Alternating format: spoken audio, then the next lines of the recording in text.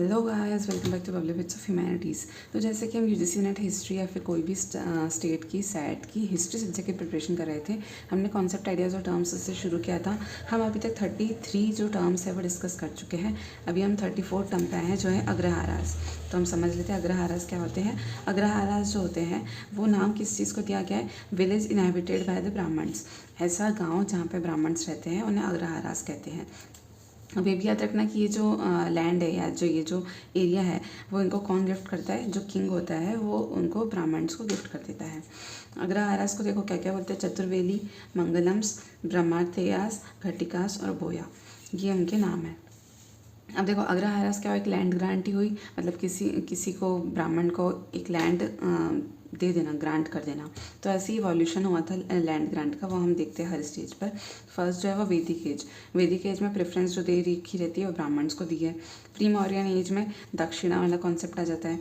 Mauryan as में वहाँ पे क्या होता है कि इकोनॉमिक टूल बन जाता है ये, जो कल्टीवेशन को एक्सटेंड करने के लिए यूज़ किया जाता है। उसमें फैलो लैंड एरियाज दिए जाते हैं और ये टैक्स फ्री होता है, उसमें अदर प्रिविलेजेस भी होते हैं। पोस्ट मॉडर्न एज की हम बात करें तो tax free plus other privileges, वही बात आ गई। गुप्ता एज में ये जो प्रैक्टिस किया जाता था बहुत वाइड स्प्रेड प्रैक्टिस होती थी पूरे सब कॉन्टिनेंट में। पोस्ट गुप्ता एज की बात करें तो लैंड ग्रांट्स जो थे वो टेम्पल्स को डायरेक्टली नहीं दिए जाते थे, कोई ब्राह्मण को नहीं देते थे। तो अग्रहारास का ये रिवॉल्यूशन है। अगर हम बात करते हैं कि खिलाफत, 35th टर्म है खिलाफत। तो खिलाफत क्या था? एक मूवमेंट था 1919 से 1924 में चला था। ये मुस्लिम्स ने किया था क्योंकि ओटोमन एम्पायर को उनको प्रोटेक्ट करना था during the first world war. ठीक है, इसके जो लीडर थे खिलाफत मूवमेंट के वो कौन थे? अली ब्रदर्स थे, शौकत अली और मोहम्मद अली।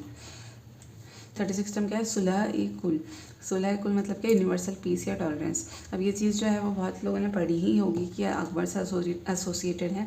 इसका क्या मतलब था कि सभी के बीच में पीस हो। वर्शन में इसका इस वर्ड का यही मीनिंग होता है, सुलह-ए-कुल। इसमें अकबर ने क्या किया था कि अकबर ने ये मैथड एक चूज़ कर ली थी जिससे वो लोगों को जज करता था। उसका मेन फोकस करता था कि सारे पॉलिटिकल इंस्टीट्यूशंस ऐसे बनाना जो प्रीडोमिनेंटली नॉन मुस्लिम सोसाइटी को बिलोंग करते हो, इक्वली बिफोर लॉ, वो सभी को इक्वली जज कर सके। एक और चीज़ ये थी कि अकबर ने क्या कहा था कि अकबर क्या करता था कि वो उन डिबेट्स में पार्टिसिपेट करता था जिसमें वेरियस रिलीजियस ट्रेडिशंस के लोग आते थे। तो इसमें हर डिफरेंट ट्रेडिशन वाला लोग अपने पॉइंट ऑफ व्यू बताता था और फिर उसके बाद उसने खुद ही ने इतने सारे लोगों के रिलीजियस व्यूज़ जानने के बाद एक कॉन्सेप्ट बनाया जिसके बेसिस पे वो अपने डिसीजंस लेने लगा। उसी को बोलते हैं जो सिंक्रेटिक रिलीजियस कल्ट। मतलब क्या? जिसमें डिफरेंट कॉम्बिनेशन है अलग अलग बिलीफ्स और प्रैक्टिसेस के। अब हम अपने 37 टर्म पे आते हैं, जो है तुर्कान चहलगानी। ये भी सिस्टम इल्तुतमिश ने स्टार्ट किया था। इल्तुतमिश वही इंसान है जिसने दिल्ली को अपनी कैपिटल बनाई थी, दिल्ली सल्तनत में आते ही है। फाउंडर ऑफ दिल्ली सल्तनत भी इन्हें कहते हैं। तुर्कान चहलगानी को चालीसा सिस्टम भी कहते हैं। इसमें क्या होता है कि ग्रुप होता है 40 नोबल लोगों का, इसे ही तुर्कान चहलगानी कहते हैं। ये जो ग्रुप होता है वो किंग को हेल्प करता है कोई भी डिसीजन लेने में। 38th टर्म आ गया अपना बालूता क्या था? एक सर्वेंट सिस्टम था महाराष्ट्र में। ठीक है, यहाँ पर सर्वेंट्स क्या होते हैं? कारपेंटर, पॉटर, बैंकर, ऐसे ही लोगों के जो सिस्टम है उसको बालूता कहते हैं। 39th टर्म जो है वो तकावी है। तकावी एक जो देखो एग्रीकल्चरल लोन है जो पुअर फार्मर्स को दिया जाता था गवर्नमेंट के द्वारा। क्यों? ताकि वो प्रोडक्शन ऑफ क्रॉप्स को इंकरेज कर सके। अब ये पैसे दिए क्यों जाते थे? ताकि वो परचेज कर सके सीड्स या फर्टिलाइजर्स। याद रखना है तकावी जो है वो शॉर्ट टर्म लोन्स थे, लॉन्ग टर्म लोन्स नहीं थे।